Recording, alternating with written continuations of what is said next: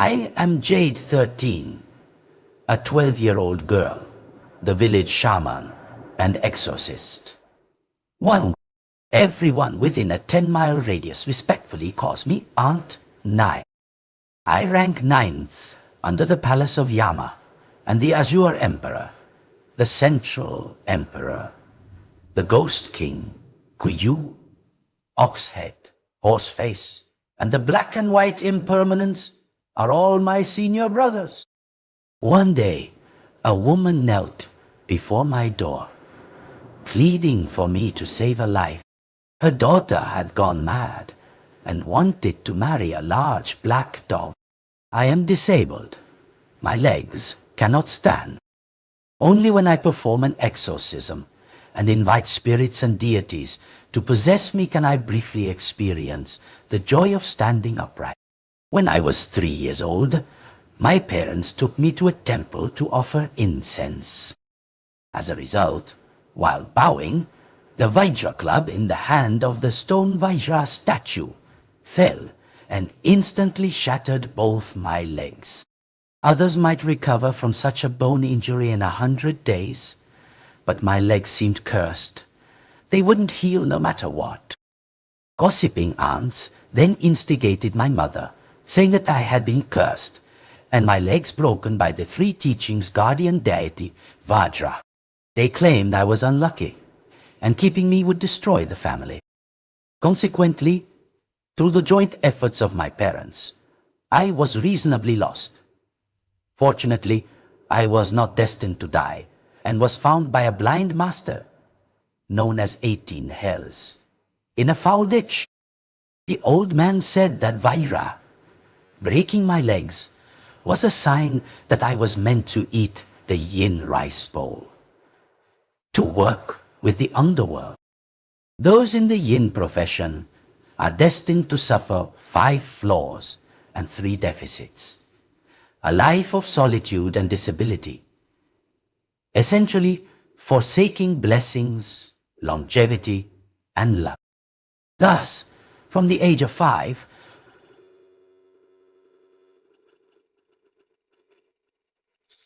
when I learned to read, I followed my blind master into the yin profession. Last year, my master passed away, and I inherited his mantle, becoming the famous shamaness of the region. Today, as the Mid-Autumn Festival, the 15th of the 7th lunar month, approached, I had gone to the mountain to meet with the wandering spirits and wild ghosts at the desolate burial ground to maintain peace in the village, telling them to behave and not cause trouble. As I wheeled my chair back to my gate, I saw a middle-aged woman adorned in gold and silver, kneeling rigidly and weeping. A Mercedes was parked by the roadside.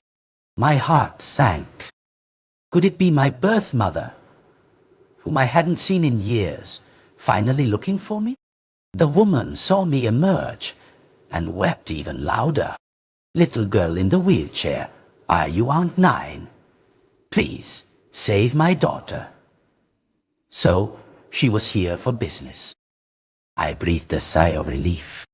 If it really had been my birth mother, I might have had to send my paper guardians, Zenzi and Jai, along to create some grand filial piety for entertainment. I invited the woman inside so she could speak at her leisure. Through our conversation, I learned her name was Madame Wu. She was a wealthy caterer from a neighboring county.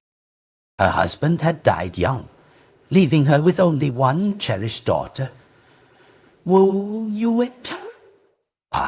Wu Yue, now 30, was still unmarried and had joined the ranks of leftover women. Her daughter's marriage worries had turned Madame Wu's hair grey. Every day, she racked her brains to find a suitable man for her daughter, arranging blind dates. But her daughter was too picky, complaining that one man was bald, another had weak kidneys, though at least she still went. That changed this year, when she accidentally picked up a dog. Her daughter became possessed, locking herself in her room with the dog every day. She wouldn't leave the house, wouldn't eat, wouldn't drink, wouldn't communicate. She just clung to that dog. Her temper grew increasingly volatile, as if she had become a different person. I couldn't stand it anymore. When I tried to give the dog away, she argued with me, even threatened me with a knife, saying I was ruining their relationship. Yesterday, she was completely possessed. She called that dog her husband, wanting to marry it. She demanded 660,000 yuan as a dowry, threatening to jump off a building if I didn't give it to her. Reasoning didn't work. Scolding didn't help. I'm on the verge of a breakdown. I haven't been to my company in days because of her. I, Madame Wu, am a respectable person. If word gets out that my daughter wants to marry a dog, how will I ever show my face again? I've spent hundreds of thousands on rituals these past few days, but nothing has worked. Luckily, a friend tipped me off, saying Aunt Nine in Lotus Village is a true immortal. I'm truly at my wit's end. That's why I came to you. My daughter must have offended something, otherwise she wouldn't be like this. Please, save her. Madame Wu wiped away tears as she spoke. I listened silently, took a sip of yogurt, thought for a moment, and said, "It's not necessarily evil, spirit. Perhaps it's just you parents pushing too hard for marriage. She's a grown woman. She has her own plans. She's not a child anymore. Why control her so much? Living her own life well is enough. Constant pressure, day after day, pushes children away, even to the point of wanting to marry an animal just to feel free. Is that what you want? In my opinion, for her to want to marry a dog 8 or 9 times out of 10, it's Wu Yue acting out in anger against her mother. People have 3 spiritual fires on their head and shoulders. It's not so easy to be truly possessed. But seeing her travel so far, and now turning red-faced and speechless by my words, I still asked her for a recent photo of Wu Yu. Looking at the photo, I couldn't help but narrow my eyes. Well, isn't this interesting? I didn't expect there to actually be something filthy causing trouble. From the photo, it was clear Wu Yue had taken it herself. She was very beautiful, holding a large black-backed German shepherd, her smile radiant. Yet, even with her smiling, I could discern that her spirit was almost completely depleted. Dark circles under her eyes, a gloomy complexion, dry hair roots and nails. A stream of dark foul qi ran from below her yin-tang acupoint between her eyebrows to the bridge of her nose. Moreover, this dark qi was still descending rapidly. If it reached her philtrum, she would surely die. This was a clear sign of prolonged exposure to an evil entity. In short, it was the 8 characters of death's omen. She wouldn't live much longer. The moment I finished speaking, the teacup in Madame Wu's hand clattered to the ground, shattering. Her face was filled with horror. Aunt Nine, please have great compassion and save her. I only have this one daughter. If anything happens to her, I won't be able to live either. She spoke, trying to prostrate herself before me. I quickly stopped her, agreeing to visit her home first. You know my rules, right? I can't walk, and I can't ride in a car. I only ride in a palanquin. Madame Wu quickly nodded, having clearly done her research. As she spoke, she waved her hand, and two men, one middle-aged and one young, descended from her car. The young man, under my direction, opened the door to the adjacent room and carried out a black-painted palanquin, its four sides adorned with black paper, illustrating the 6 paths of reincarnation above, below, left, right, front, and back. My wheelchair and I were pushed into the palanquin. With that, the group set off. I was carried in the palanquin, while Madame Wu slowly drove her Mercedes ahead, leading the way for me. Madame Wu's house was truly far. I rode in the palanquin until dusk before we arrived. Before I even descended from the palanquin, Madame Wu handed me a thick red envelope, estimated to contain tens of thousands of yuan. I didn't refuse, casually tucking it into the backpack on my chest. Afterward, the young man carried me out of the palanquin. What met my eyes was a self-built villa, a swimming pool, front and back gardens, a basement, a fountain. It had everything. However, a gloomy malevolent aura lingered within this villa. I didn't rush inside, but wheeled my chair for a round in the courtyard. Soon, the front door opened, and a portly, bespectacled middle-aged man with a kindly face came out to greet us. He was exceptionally enthusiastic towards Madame Wu, fetching slippers and pouring water. I eyed him strangely, then glanced at Madame Wu, who looked a little embarrassed. I understood. A twilight romance. How romantic. Madame Wu introduced him, saying the plump man was Wu Jun, her business partner. He had no children, and though they weren't married, they were practically husband and wife, currently living together. Gu Yun greeted me, and Madame Wu went upstairs to call Wu Yue down. The moment the room door was forced open, a putrid stench of feces and urine assaulted my nose. Little Yu hasn't left her room all day. Aunt Nine. How could a perfectly healthy girl suddenly end up like this? Wu Jun sighed. He was about to continue when he saw Madame Wu rush downstairs from the 2nd floor in a panic. The door is locked from the inside. Little Yu won't open it.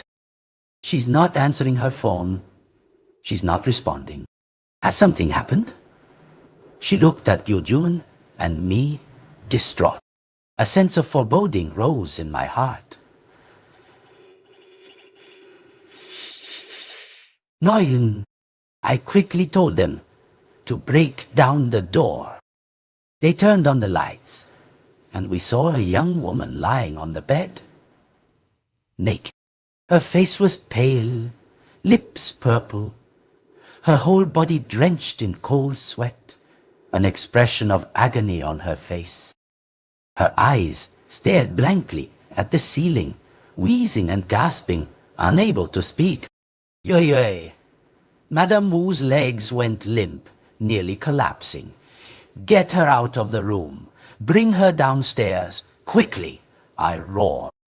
The maid and Gu Jun rushed into the room to carry her. Only when Wu Yue was carried out did I notice a large black-backed German shepherd lying in the corner of the room. It was silently watching me. When it saw me looking, its mouth seemed to curl into a smile, revealing its back teeth. A dog unlike a dog, a human unlike a human. I had intended to close the door and trap the German shepherd inside, but no sooner had I made a move than it lunged. Fortunately, the young man who had carried my palanquin was quick-witted. In a flash, he pulled my wheelchair away from the door, allowing the dog to escape. Downstairs, Wu Yue's condition was critical. The dark, foul chi had penetrated through the bridge of her nose to the tip, almost reaching her philtrum. This was caused by the filth in her body blocking her chi orifices, preventing blood flow and chi circulation. Her 5 organs were ceasing function, if not quickly unblocked. Wu Yue's blood vessels would surely rupture throughout her body, leading to death. Moreover, her entire body was freezing cold, indicating that even her blood was contaminated.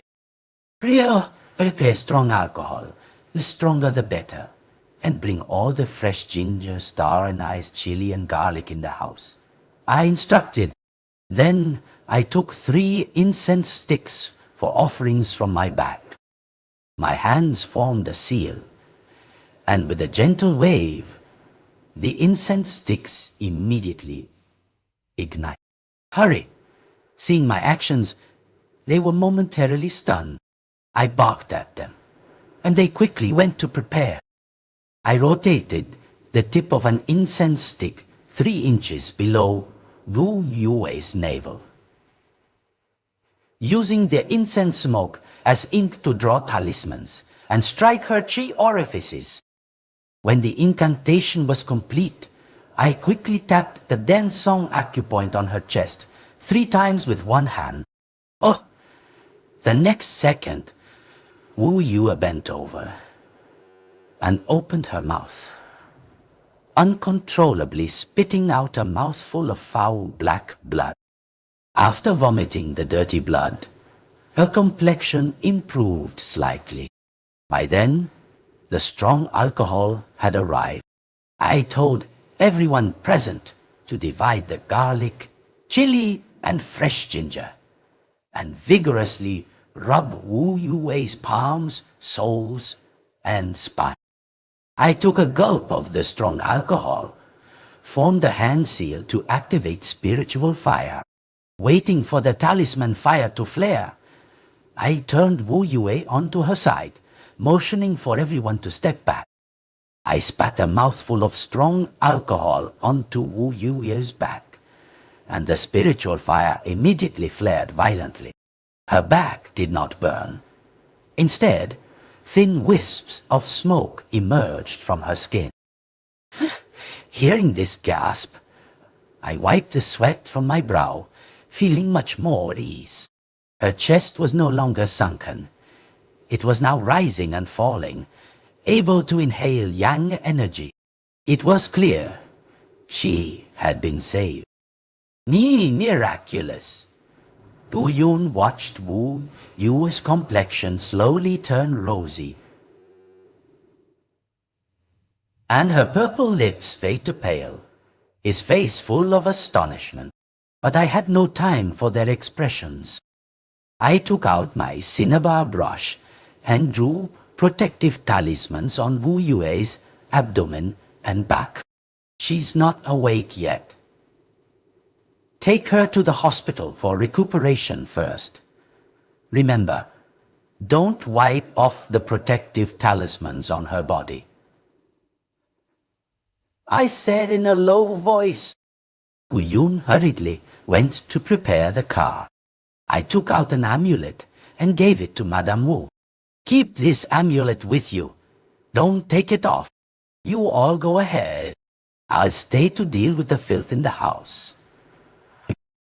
At the hospital, have 2 things done for her. First, a general checkup. Second, a thorough body examination and cleansing. Madame Wu was stunned for a few seconds, then looked at her daughter, her face filled with grief, and cried again. Did my child really? With that dog? Will she still be able to have children later? Madame Wu clutched my hand, her voice trembling. Saving her life was already difficult. As for having children, that's up to her fate. I sighed, urging her and everyone else to leave the house quickly. Click, click. Ah.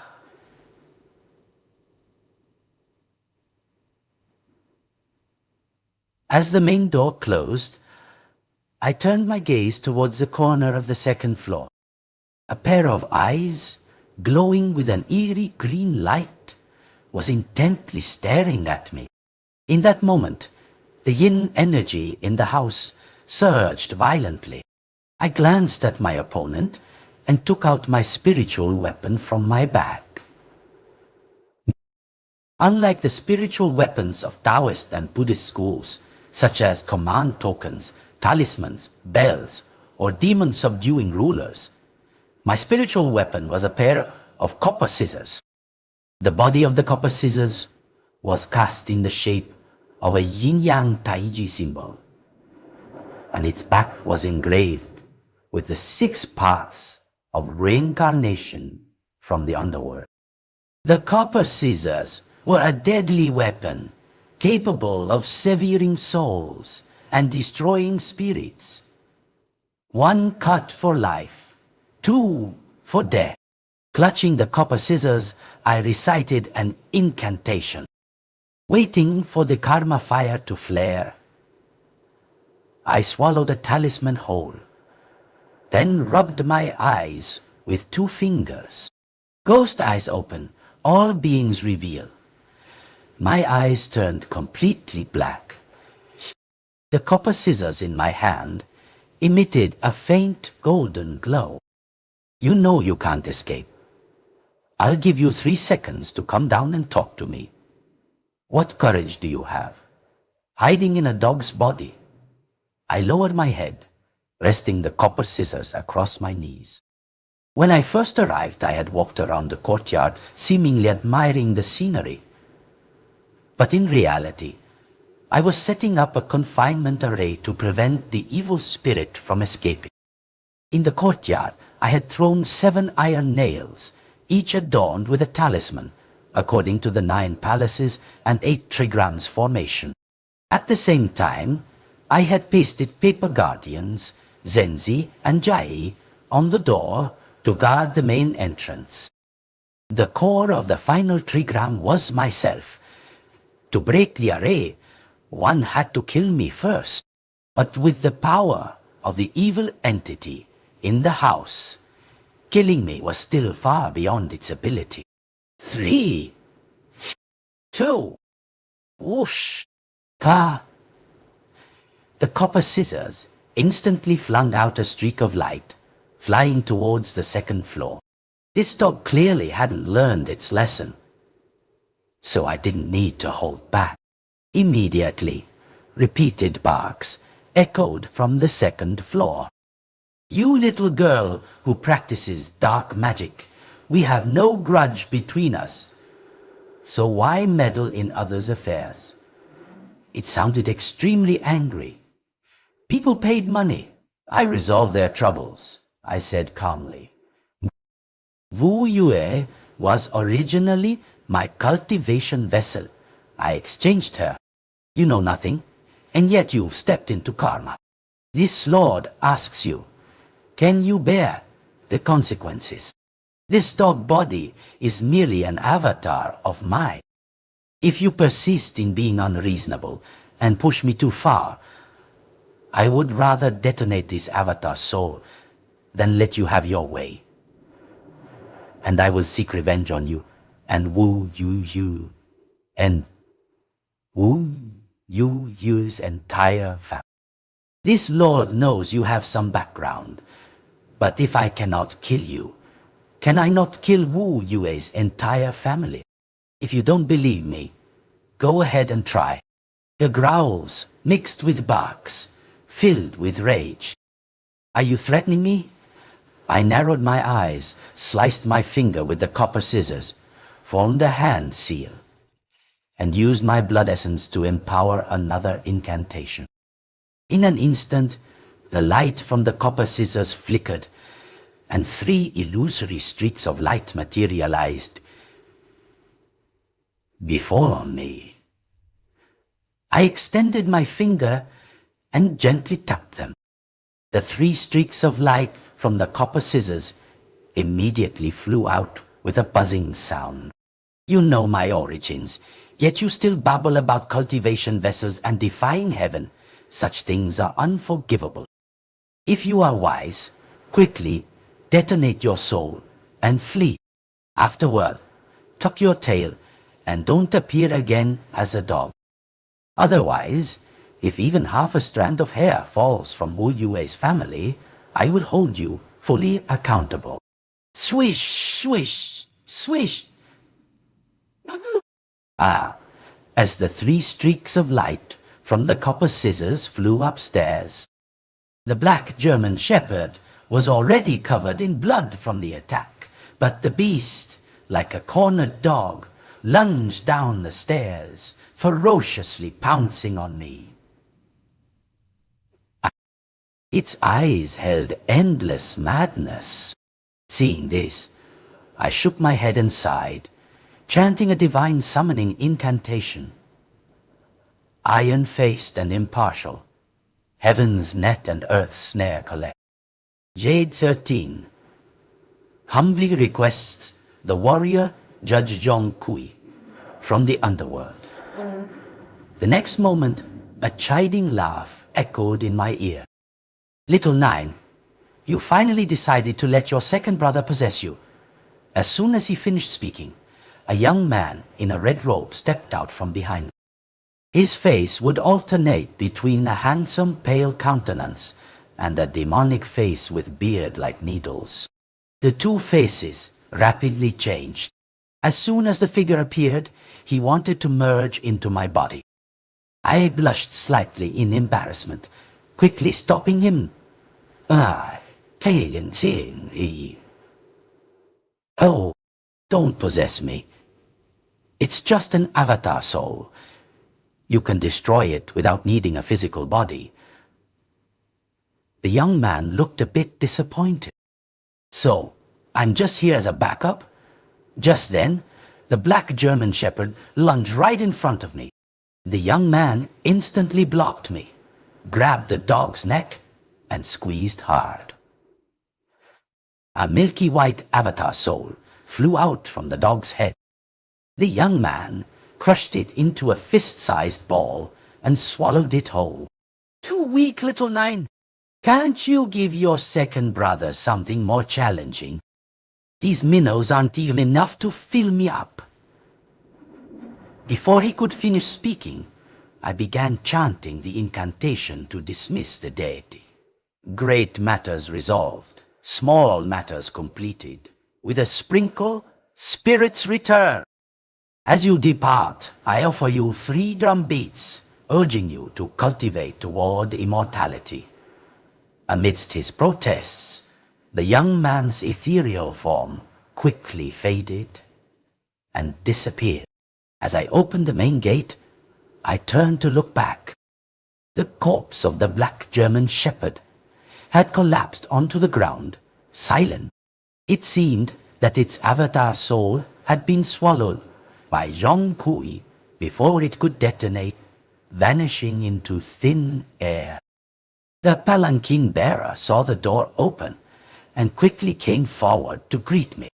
Behind him was my 6 paths of reincarnation palanquin. They would carry me to the hospital. Sitting in the palanquin, I fell into deep thought.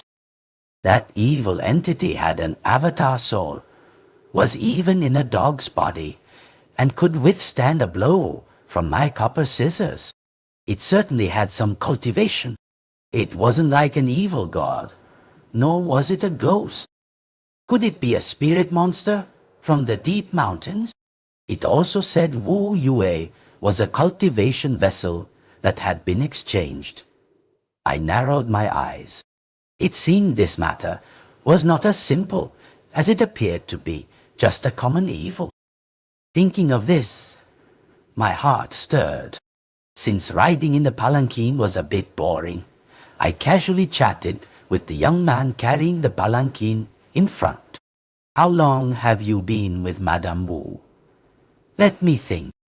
It's probably been 8 years now.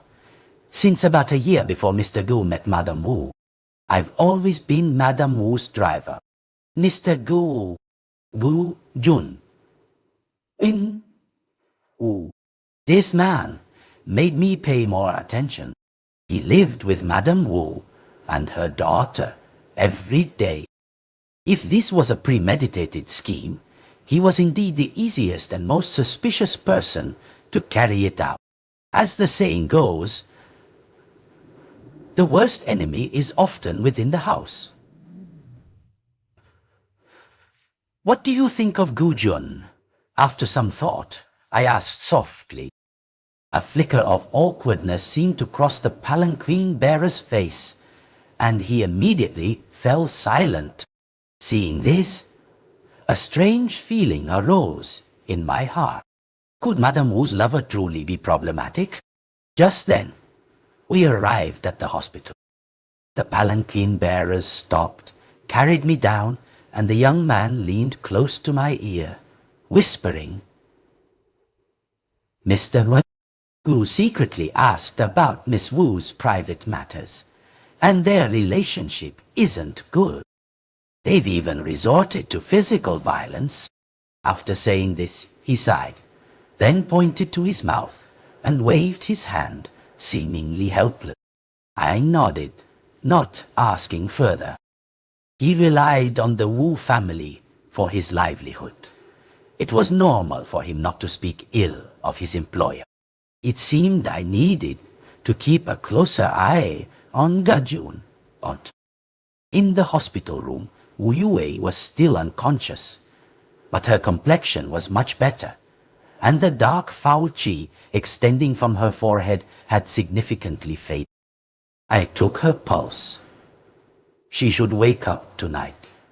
Hearing me say this, Madame Wu breathed a sigh of relief, her brows relaxing somewhat. Guyun had been by her side all along. Since my legs were inconvenient, I asked him to go buy some porridge and have it ready. Wu Yue could wake up at any time, and when she did, she would surely want something to eat. After he left, I looked at Madame Wu and asked her to tell me about this man. Guyun, what about him? Madame Wu looked at me in surprise. There was an evil entity in your house. I only destroyed an avatar soul of it just now. It will definitely return. I suspect someone is behind this. The person doing this must be someone close to you. Guyun lives with you all every day. He is suspicious. As soon as I finished speaking, I saw Madame Wu's expression change. Now that you mention it, I remember. That day, when you picked up the dog, she asked for my opinion. I originally didn't want to keep it, but then Gujun said the dog was intelligent and could guard the house, so keeping it would be good. But as soon as she said this, her expression became somewhat hesitant. It probably has nothing to do with him, right? He's very devout. He even has a Nirvana Sutra tattooed on his back. Every 1st and 15th day of the lunar month, he goes to temples to worship and donate money for their repairs. He's maintained this habit for many years. Moreover, although he and you don't talk much, he always buys fruit for her on holidays and treats her well. He surely wouldn't harm her, right? Hearing this, I bit my fingernail, a cold smile playing on my lips. My master once said, people who pray to gods and worship Buddha are merely worshipping the desires in their own hearts. The more a person is influenced by gods and Buddha, to some extent, it doesn't make them more benevolent. On the contrary, their behavior often becomes more extreme. The palanquin bearer's words seemed to echo in my ears now. A moment later, the hospital room door opened, and Gajun returned, carrying a large bag of food. He glanced around and asked, "Oh, where's that little girl? You should call her Aunt Nine. She had an urgent matter. Said she'd leave once her family business was handled." "Oh, then let's eat some porridge. You've been tired all day. I don't have an appetite. You watch over Yueyu." I'm going out to the restroom. The one in this room is out of water. All right, go quickly.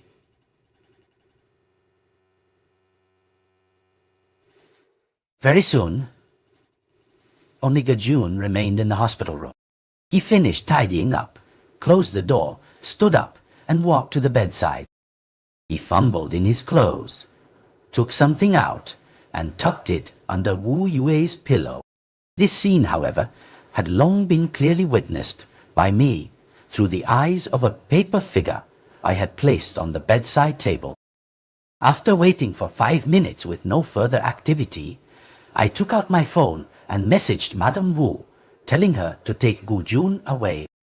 After he left, I wheeled my chair out of the women's restroom on the same floor, then entered Wu Yue's room and picked up the object from under her pillow to examine it.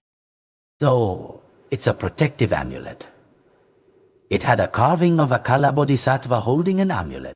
I frowned.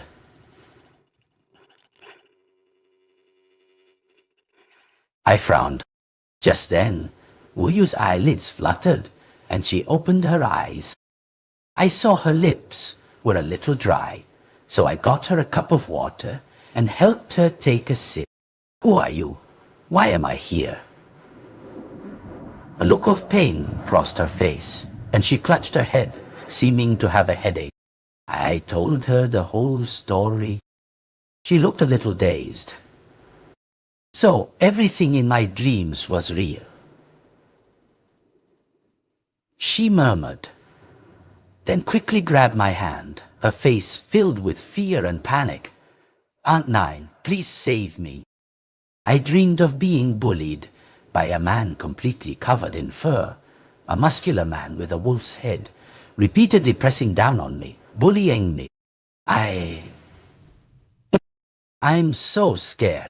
He said he wanted me to be his cultivation vessel for life. He's a monster, a wolf demon. Hearing her trembling voice, I patted her hand to comfort her. Don't worry, I'm here. There's nothing to be afraid of. Now, tell me about the origin of that wolf demon, in as much detail as possible. She nodded, took a deep breath, propped herself up on the hospital bed, leaned against the headboard, and slowly began to speak.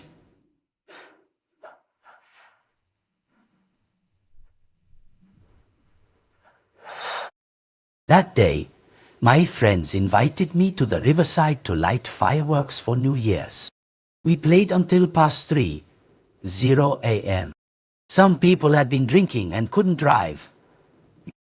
So I asked our driver, Xiao Liu, to take one car and drive a group back first. I drove another car, following him. He could lead the way for us, and if anything happened, the two cars could help each other. I'd had a little to drink, and it was dark, so I didn't dare to drive fast. I remember that road was clearly empty, but as soon as I rounded a bend, I ran over a dog. It must have been a puppy, only a few months old, its leg broken. It just kept whimpering. I didn't know what to do. Xiao Liu said, animals blocking the road often mean they're blocking misfortune, and advised me to take it for treat. Seeing him and my friends all say the same, I took it to the veterinary hospital that very night. The vet told me it was a black-backed German shepherd, a purebred dog. He also said that if it was fate, I shouldn't abandon it at the hospital, but keep it. It was my first time owning a pet. When I brought it home, I also asked for my mother's and Uncle Gu's opinions. Uncle Gu felt the dog was intelligent and could guard the house, and my mother didn't object to keeping it. Initially, it was fine. I didn't feel there was any problem. Plus, it grew very fast. In just half a year, it was half my height. It just became more and more clingy, more and more intimate with me.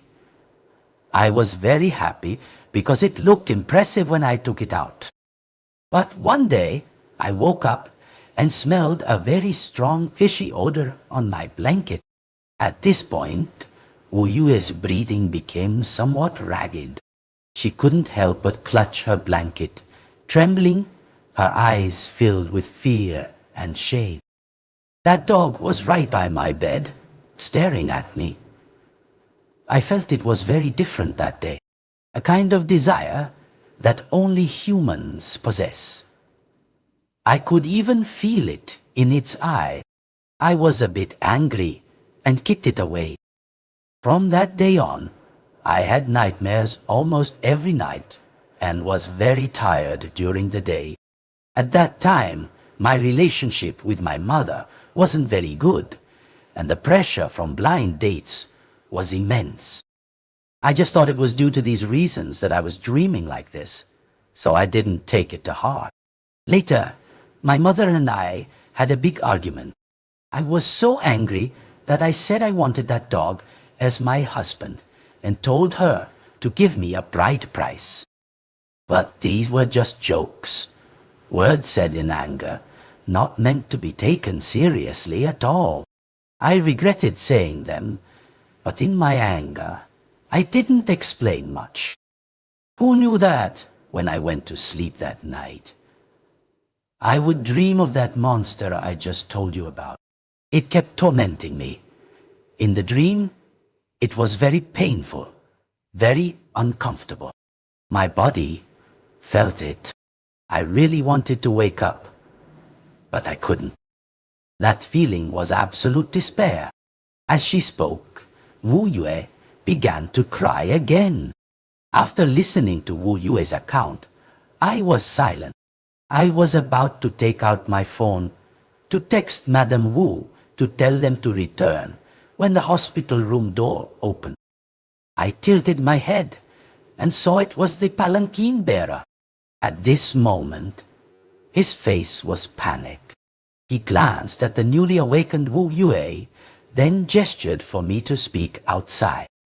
Outside the room, he whispered, "Aunt Nine, Madame Wu might be in trouble." Hearing this, I snapped my head up to look at him. What happened? I saw her downstairs just now, walking towards the hospital's artificial lake park with Mr. Gadiu. I was a little worried, so I followed for a bit, but then lost them around a bend. I looked around and couldn't find them, but I picked this up, he said, taking out a phone with a shattered screen from his pocket. "This is Madame Wu's phone." I called Mr. Go, but no one answered. What should we do now? Should we call the police? Hearing this, my heart sank. You immediately call the police, then stay here and watch over Wu? You. I've placed talismans in the room. Evil spirits won't dare to come in. I'm going to find Madame Wu. Remember, be wary of any nurses or strangers who want to administer injections or change medication. Absolutely, do not let them into this room. After I finished instructing him, he looked worried about my inconvenient legs and wanted to stop me. But seeing my resolute expression, he said nothing more. I took the elevator downstairs in my wheelchair, heading towards the artificial lake park. People die in hospitals every day, so at night, patients should try not to stroll in the hospital's park, especially areas with rivers, lakes, or dense trees, which are extremely unhygienic. This hospital's park had no lights. It was unpleasant even to look at from afar, let alone enter. Stepping into the park, I immediately felt a heavy yin energy. The next second, my hands formed a seal, and I opened my ghost eyes. Ghost eyes manifest, all beings appear. At this moment, the scene before my eyes became a hazy, murky color, with countless wandering spirits and wild ghosts drifting about. Perhaps my appearance stunned them all. Then they all slowly advanced towards me. Their numbers were too vast, absolutely abnormal. Someone was leading them. Be sensible and retreat. Anyone who dares to come closer will die. I narrowed my eyes, raised my copper scissors, and with a snip, severed the neck of the nearest wandering spirit. The other ghosts, seeing my ferocity, retreated in fear, only daring to linger beyond 3 meters from Madame Wu. I went deeper into the park, shouting her name several times, but heard no reply. I was about to use paper horses and paper cranes to search for her, when I suddenly felt a somewhat familiar aura attacking me from behind. I quickly spun my wheelchair, bit my index finger, and flicked a drop of blood backward. With a yitampang, a 4-legged animal shadow flew backward into the mist, letting out a piercing shriek. Cluck, cluck, cluck. At this moment, applause came from within the mist. I must say you are the most talented shamaness this lord has encountered in several 100 years. Interested in following this lord? In just 100 years, this lord will help you achieve immortality. At this moment, a figure slowly emerged from the mist. It had a human body and a wolf's head. It was the demon Wu Yue had dreamed of. Its wolf snout was long and slender, its entire body covered in mixed black and yellow fur, its muscles well developed, over 2 meters tall, completely naked, and even paler than a black person. I stared at it, narrowing my eyes, and demanded, "Where is Madame Wu?" Immediately afterward, pairs of green eyes appeared in the mist. Soon, the owners of these eyes, along with the forms of wandering spirits and wild ghosts, emerged from the mist. They were all mountain wolves and wild dogs with long snouts, slender waists, long legs, and sharp fangs, dripping saliva. The wolves, inseparable. Over 100 of them completely surrounded me. "Huh!" the wolf demon sneered, gently tearing apart the mist. I saw Madame Wu lying alone on the ground. Blood at the corner of her mouth, her face pale, already unconscious. He grabbed Madame Wu's hair, pulled her face towards me, and threatened, "I sever your own meridians and follow this lord. This lord will release her. Otherwise, are you afraid of me?" I silently tightened my grip on the copper scissors. The wolf demon was a little annoyed. "This lord afraid of a mere little girl? Take off your pants and let's count if your fur is fully grown." I chuckled casually. "You are afraid of me. Otherwise, why would you threaten me to sever my own meridians? As for whether my fur is fully grown, let's not discuss that. I've just finished counting yours, and it's fully grown. To be honest, I just broke the tip of my brush. How about I pluck a few of your hairs to make a brush?" The wolf demon stomped its foot in anger.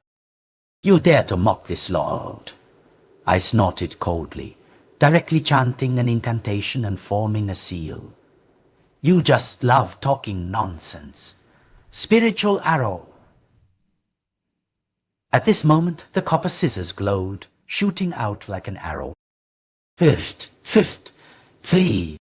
Oh, dozens of mountain wolves and wild dogs that had pressed close to me were instantly pierced through the neck and exploded into a bloody mist.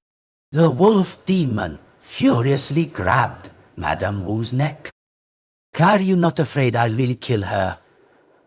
I raised my hand. summoning my spiritual arrows, and stared at the wolf demon. You kill, and I kill. And I'll discard. If she dies here, all these mountain wolves, wild dogs, wandering spirits, and even you would be buried with her. And I'm not afraid to tell you the truth. I have connections. The civil and military judges, the black and white impermanents under the city god's temple and Yama's palace. They are all my brothers. If Madame Wu is at worst, I'll ask them to retrieve her soul. But if you die, you'll be miserable.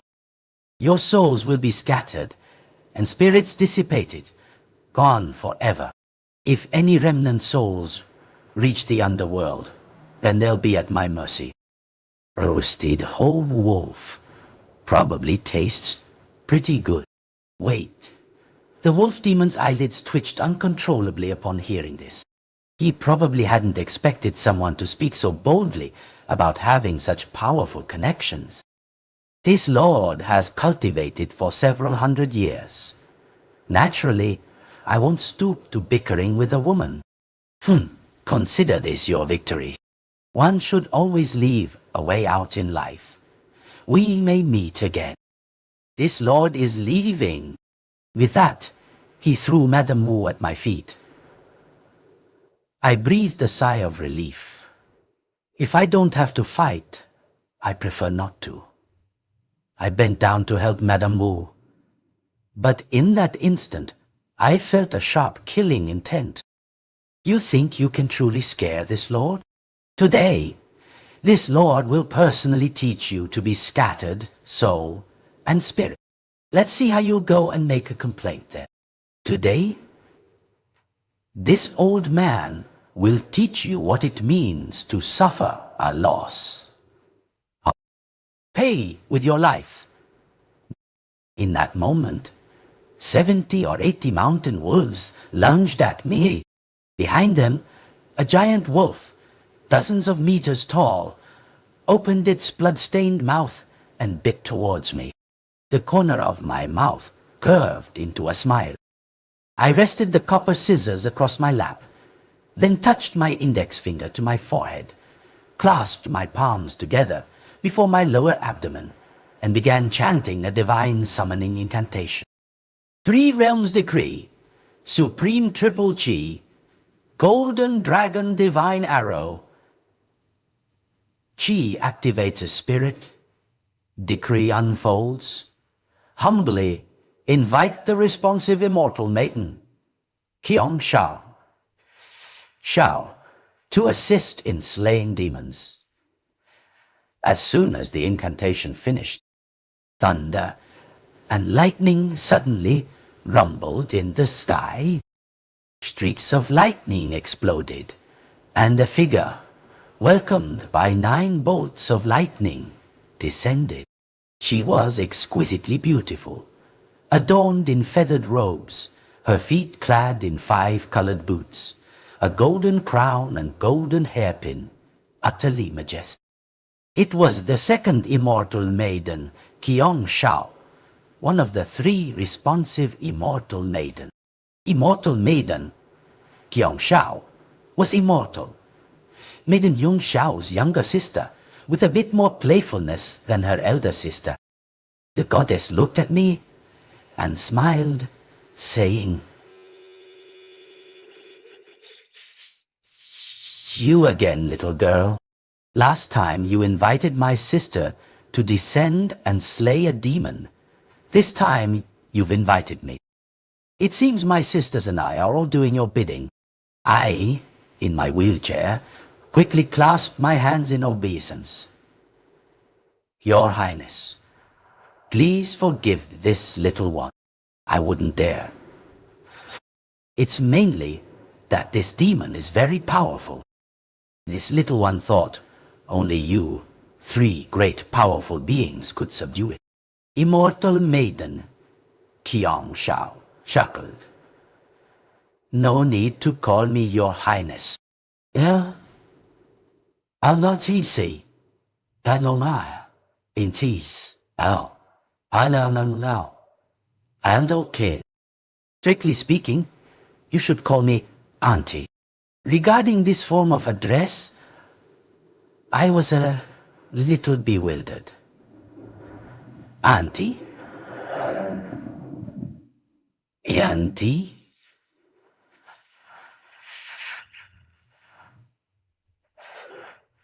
Immortal maiden, Kyongshao said nothing more, directly entering my body. At this moment, my entire body was enveloped in golden light, and my once crippled legs suddenly had strength. I slammed my hands on the armrests of my wheelchair and stood up. The wolf demon stared at me dumbfounded, its eyes filled with terror. You're cheating! Didn't you say you had connections in the underworld?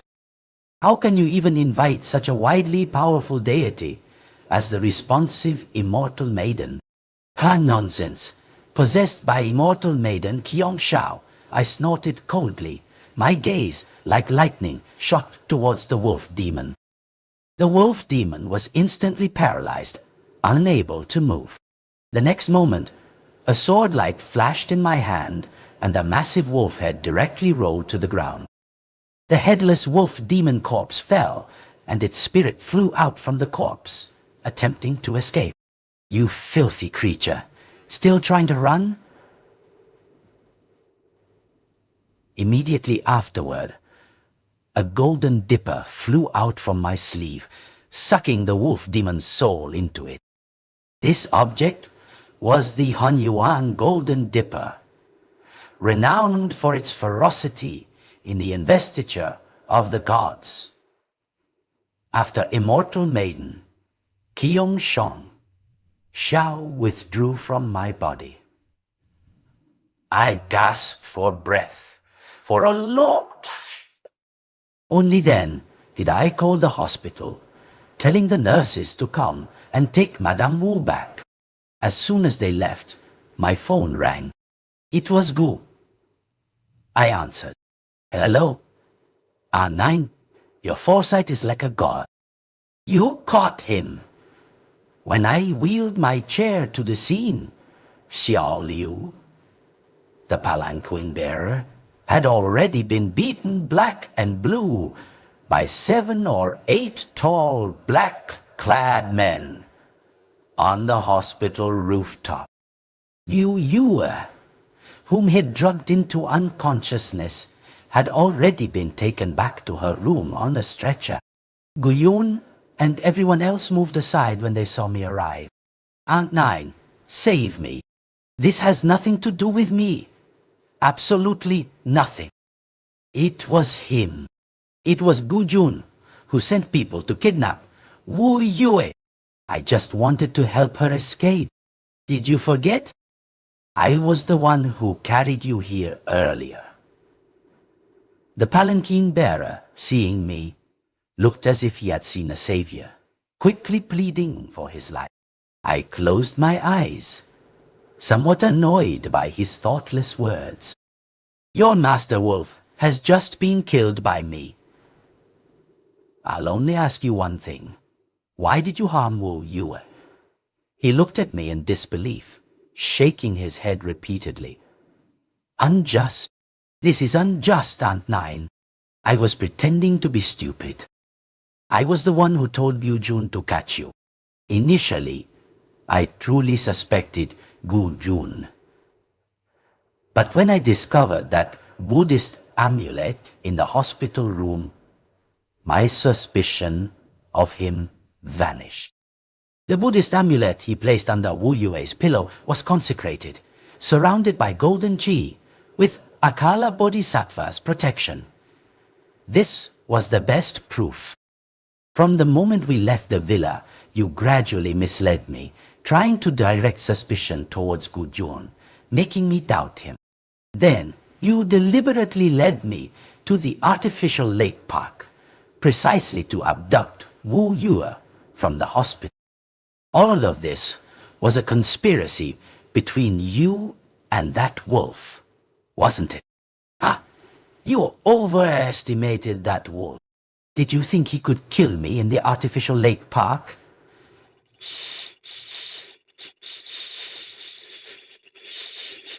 Sorry, I have connections in the underworld. I can't die. You schemed against me. Did you ever think I was also scheming against you? You should have used your brain. If it wasn't to test you, how could we have left you alone with Wu Yue? After all, a single man and a single woman should avoid suspicion. The palanquin bearer, who was also Madame Wu's driver, shook his head after hearing my words, a bitter, bleak smile on his face. You'd understand my feelings. I love her. Why else would I have worked as her driver for 8 years? He knelt on the ground, and beneath his tear-filled eyes, a venomous, hateful expression emerged.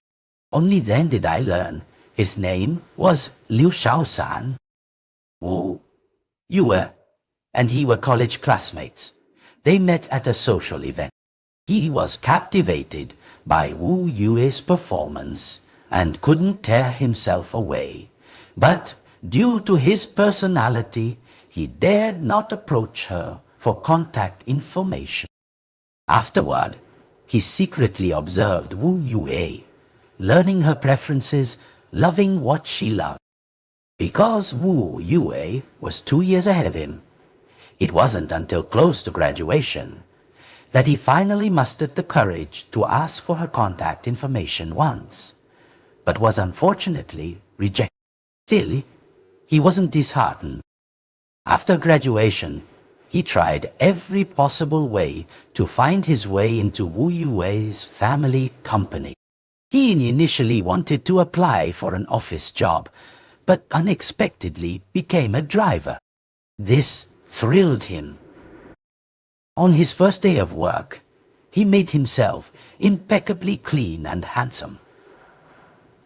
The moment he picked up Wu Yue, he desperately hoped she would recognize him.